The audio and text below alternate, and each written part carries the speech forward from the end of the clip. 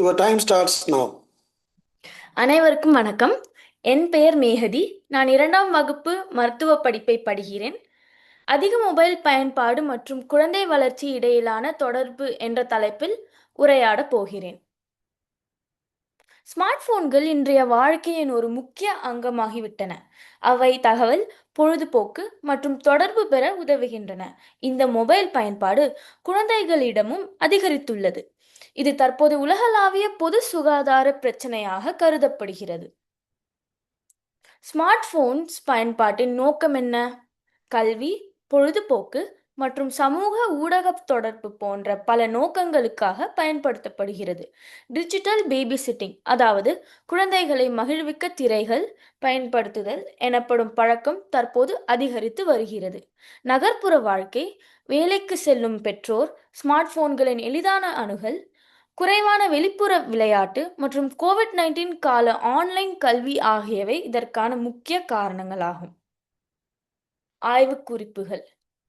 ஸ்ரீ மணக்குள விநாயகர் மருத்துவக் கல்லூரி நடத்திய ஆய்வில் பெற்றோரிடமிருந்து 248 குழந்தைகளின் தரவுகள் சேகரிக்கப்பட்டன. சுமார் 68% பெற்றோர் குழந்தைகள் மொபைலை வெறும் பொழுதுபோக்கிற்காக பயன்படுத்துவதாகவும் 26% பெற்றோர் வேலையாக இருக்கும் பொழுது பயன்படுத்துவதாகவும் கூறினர். 30% குழந்தைகள் தினமும் 30 நிமிடங்கள் பயன்படுத்துவதாகவும், சுமார் 24% குழந்தைகள் தினமும் 2 மணி நேரமாக பயன்படுத்துவதாகவும் கூறினர்.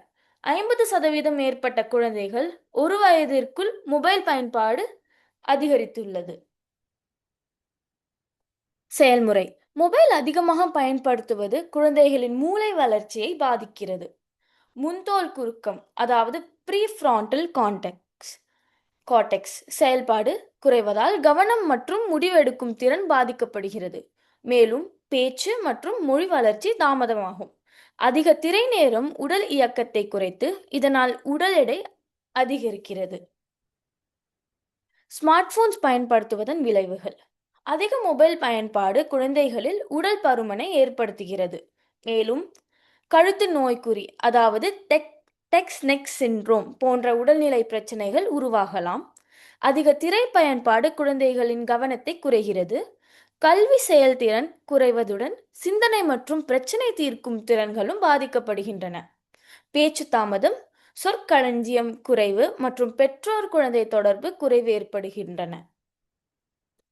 அதிக திரை நேரம் குழந்தைகளில் தனிமை உணர்வை அதிகரிக்கிறது. சமூக திறன்கள் குறைந்து பிறருடன் பழகும் திறன் பாதிக்கப்படுகிறது. மேலும் கோபம், பதட்டம் மற்றும் மனச்சோர்வு போன்ற உணர்ச்சி பிரச்சனைகள் ஏற்படுகின்றன. திரை ஒளியில் உள்ள நீல ஒளி மெலட்டோனின் சுரப்பை குறைத்து தூக்க முறையை பாதிக்கிறது. இதனால் தூக்கமின்மை, குறைந்த தூக்க தரம் மற்றும் பகல் நேர சோர்வு ஏற்படுகின்றன. டிஜிட்டல் சாதனங்களை அதிகமாக பயன்படுத்துவதன் கண் சோர்வை ஏற்படுத்துகிறது. கண் உலர்ச்சி மற்றும் பார்வை குறைபாடு அதிகரிக்கின்றன. இவை நீண்ட காலத்தில் கண் ஆரோக்கியத்தை பாதிக்கக்கூடும்.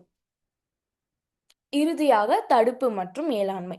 குழந்தைகளின் திரை பயன்பாட்டை கட்டுப்படுத்துவதில் பெற்றோர்கள் முக்கிய பங்கு வகிக்கின்றனர்.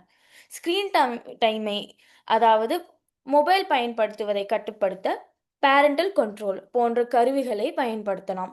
முக்கியமாக உணவு உண்ணும் நேரங்களில் மொபைல் பயன்படுத்துவதை தவிர்க்க வேண்டும். மருத்துவர்கள் குழந்தைகளின் வளர்ச்சியை கண்காணித்து பெற்றோருக்கு சரியான வழிகாட்டுதலை வழங்க வேண்டும். புத்தகம் படித்தல் மற்றும் வெளிப்புற விளையாட்டுகளை ஊக்குவிப்பது குழந்தைகளின் முழுமையான வளர்ச்சிக்கு உதவும். நன்றி.